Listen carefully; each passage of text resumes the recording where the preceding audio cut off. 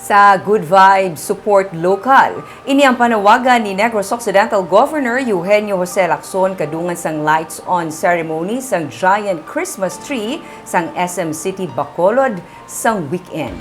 May report si Romeo Subaldo. 5, 4, 3, 2, 1! Ginpangunahan ni Governor Eugenio Jose Lacson kaupo ng management ng SM City Bacolod sa pagpaandar sa mga Christmas lights sa 50-footer nga Christmas tree sang Sabado. Inspired sa sugar industry sang Negros ang design sang Christmas centerpiece sa mall nga napalibutan sa mga katubuhan. May iron dinosaur o kung ang bagon nga ginakargahan sa mga tubo. Masobra sa 1,000 ka mga decors ang nagapalibot sa Christmas tree. Sunod sa Assistant Mall Manager sang SM nga si Julia Havellana, sa nagligad nga tuig, wala sang amo sining nga seremonya. Sa unang nga tuig sang pandemic, pero luyag nila sa gihapon buhion ng espiritu sang Pasko, amo kun nga ginpatigayon ang programa bisan wala sang pagtililipon. Wala kami any program last year. We just had the centerpiece. But this year, daw na-feel namon nga daw nadula ang Christmas last year. So we're bringing it back this year. And since, as I've mentioned, we are all fully vaccinated, so we want to keep this safe to everyone. That's why we're having this activity and in support as well to the local community.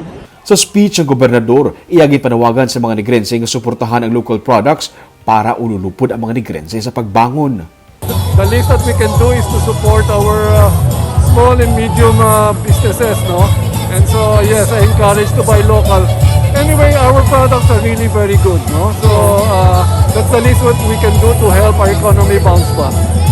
We're very thankful to all the malls here in Bacolod, no?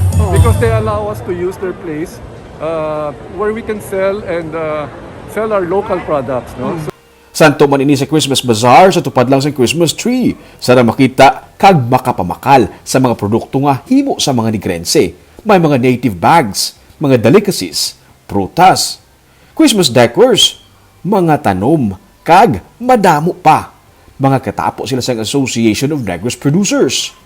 Sa makita sang sini nga mag-asawa nga napaandar na ang Christmas lights sa giant Christmas tree, gilayon sila nga nagpa-picture. Istorya ni Grace Sumpay, baka hilidlaw kuno ang makakita sang amo sini nga display kag okasyon. Happy. Oo. Nahitlaw ka man mga mamo ni. The best gani. Nga daw na, ano kita ba lang daw na, daw, repralatan ka to, nga wala ma-cerebra ni. Oo. Eh, subo naman. Oo. Nagatuloy ka mo ni Sir din, di ba picture? Oo, ma-picture lang. Ilan, talaga ito pa, share man kami nino. Pareho sa ilan ni Grace, ginkuha man ining oportunidad sa mga mall goers nga makapapicture sa higante nga Christmas tree para bisad may pandemic, batsagan sa gihapon ang espiritu sa Pasko.